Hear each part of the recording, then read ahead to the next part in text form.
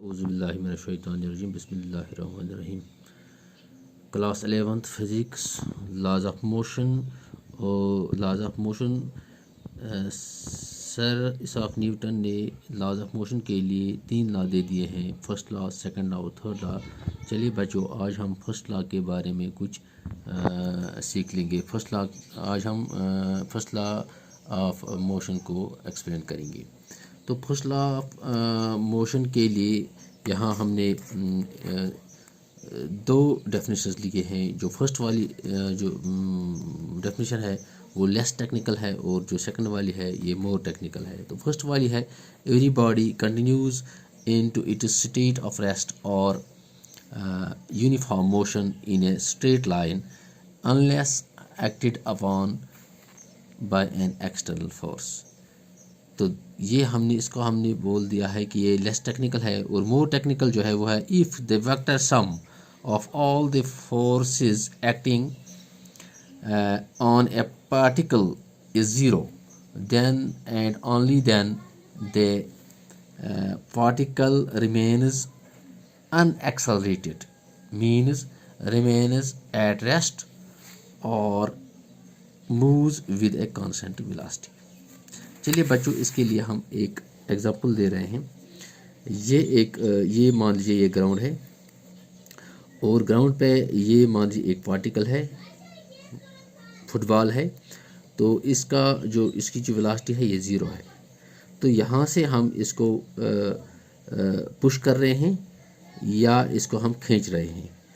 तो दोनों सूरत में जो ही हम इसको पुश करेंगे तो इसकी जो स्टेट ऑफ रेस्ट है वो चेंज होगा, या अगर हम इसको खींच लेंगे तो उस सूरत में भी इसका जो स्टेट ऑफ रेस्ट जो है वो चेंज होगा। मतलब तब तक इसकी जो स्टेट ऑफ रेस्ट जो है वो चेंज नहीं होगी अपने आप, जब तक न हम इस पर कोई एक्सटर्नल प्रेशर नहीं डाल देंगे।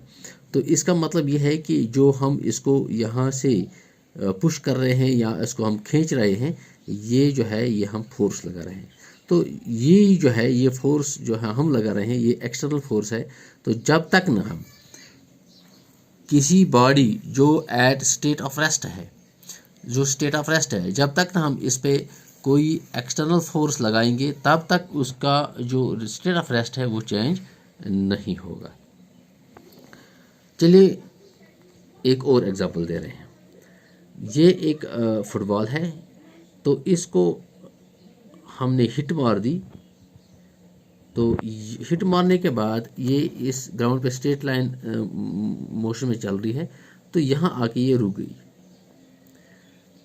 तो यहाँ से जो हमने भी स्टेटमेंट बता दिया कि कोई भी बॉडी जो स्टेट ऑफ रेस्ट है वो अपने आप अपना स्टेट बदल नहीं सकती, या वो स्टेट ऑफ यूनिफॉर्म मोशन में है तो वो मोशन उसी मोशन में चलता रहेगा। तो ये जो है ये बॉडी जिसको हमने फोर्स लगा के इसको हिट कर दिया, तो ये मोशन में आ गई, तो यहाँ आके ये रुक गई। तो इसका मतलब ये है कि न्यूटन फर्स्ट लॉ यहाँ जो वायलेट हो रहा है, नहीं। ये जो इस बॉल को हमने यहाँ से हिट कर दिया, तो यहाँ से जब हमने इसको हिट कर दिया तो यहाँ देख के हम इस पे देख रहे हैं कि इसकी जो मोशन धीरे धीरे कम हो रही है। तो धीरे धीरे कम होने का मतलब यह है कि ये बॉल कहीं जाके रुक गई है। तो इसका कारण क्या है? इसका कारण यह है कि ये जो बॉल है ये रोल करती है ग्राउंड पे, और जो ये ग्राउंड है ये इसको पीछे की तरफ खींच रही है। तो ये जो पीछे की तरफ खींचने वाला चीज़ है वो है फ्रिक्शन।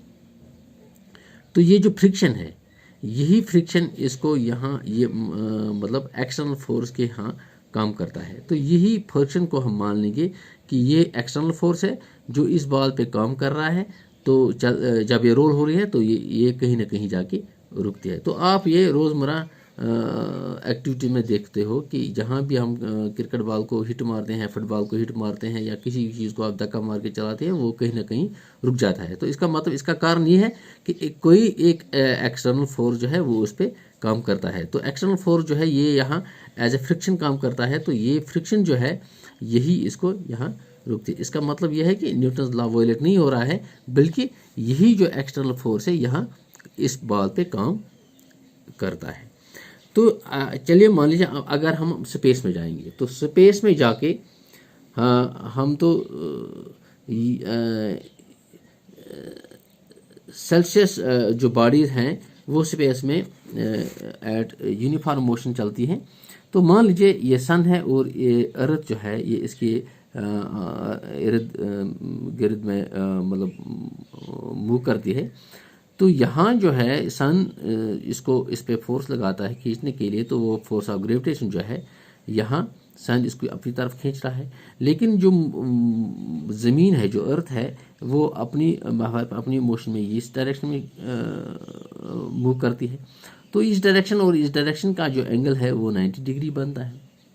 तो ये जो 90 डिग्री है, अगर वेक्टर को हम 90 डिग्री में रिजॉल्व करते हैं तो इसका जो मैग्नीट्यूड, फोर्स का मैग्नीट्यूड है वो 0 बनता है। इसका मतलब जो एक्सटर्नल फोर्स यहाँ जो है ये 0 बनता है। तो इस सूरत में ये जो ज़मीन है ये अपने इस महावर पे जो अपनी इस ऑर्बिट में घूमती रहती है।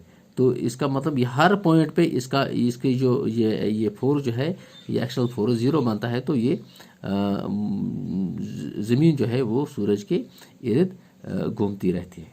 तो इसका मतलब है इसका जो स्टेट ऑफ मोशन है वो कहीं रुकने वाला नहीं है। अब हम बच्चों दूसरे पार्ट में जा रहे हैं।